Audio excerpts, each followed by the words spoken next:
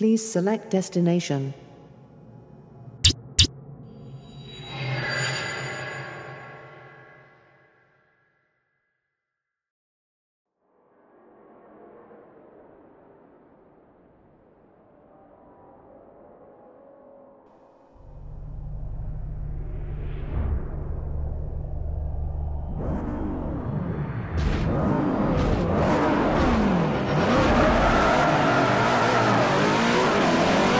It's been pretty well documented that I'm a big fan of racing games. I'm not committed to them beyond all other genres, but, you know, the speed and the feeling of being on track, you know, I really enjoy it.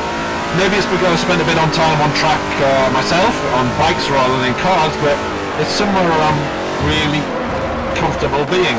Look, doing this at the same time as driving is really affecting things. Can we pick it up later? Thanks.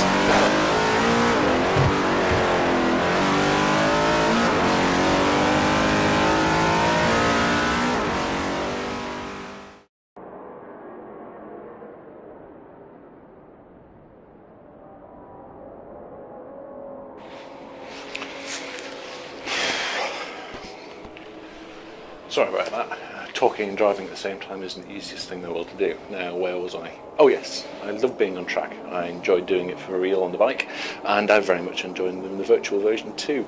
My gaming shelves are pretty much dominated by racing games, both 2 and 4 wheel. There's been some bumps in the road, of course. We know that not every racing game is a good racing game, but generally it's here, and places like here, that I like to be, in a manner of speaking, of course. I'm also a bit of a tech head, and I'll buy gadgets at the drop of a decent review, especially if there's a remote chance that they'll actually help me be better at something.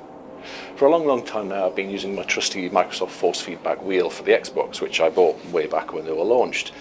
And to be honest, it's dying slowly by inches. There's an increasing amount of rattle in the mechanism, and I genuinely think that one day I'm actually going to pull it apart when I'm driving. So I started looking around for alternatives, and there's really only one which I'm going to go for, and that's the Fanatec CSR. Now, I'm not going to plug it needlessly here. It's about 200 quid now. I'm going to pay retail for it.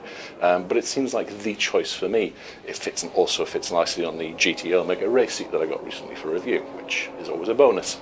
The problem with good gear is that it does tend to cost a decent chunk of cash. This I don't have a problem with, but try explaining it to a non-gamer and you'll be met with that look of disbelief and incredulation, which basically says, you're a bloody Fruit Loop. So, as I've been steeling myself for the Fanatec purchase and the subsequent explanations of why, I've been thinking about all of the other game-related hardware I've purchased over the years. You know, the stuff which you think you need or need, but just have to have. Anyway, the pinnacle of this has really got to be the Steel Battalion controller that I bought. What beast. I remember getting it delivered and setting it up for the first time, locking all of those 3 sections together and basically just sitting back and looking at it. It was awesome, just awesome, and something which I genuinely don't believe has been matched since. Okay, the game was less than stellar. I think I stopped playing it after a couple of hours, but that controller was just something special. There's Kinect, of course, now, and Move, Wii Motion. There's balance boards, there's skateboard controllers. There's headsets, there's wireless headsets, there's chargers, cables that charge, there's skins, there's stands, there's all that kind of stuff. Of course, there's guitars, there's drum kits, DJ controllers, all of which I've bought and all of which stand idle and a little sadly waiting to be picked up again, probably in vain. But they were the tools I needed for the job in hand, and that's my point really as I stand here with a virtual scent of burnt hydrocarbons and melted rubber in the air. Having the right tool for the job doesn't mean you'll be the best, but it does enhance the overall experience. And if it gives you a bit of an edge, well, I'm happy with that. A new wheel, my racing seat, Forza 4, life doesn't really get any better than that. It may not make me the best in the world, but I'm going to have a lot of fun trying. For now though, I'm going to get back in this beautiful machine and do a few more miles. So I'll see you next time.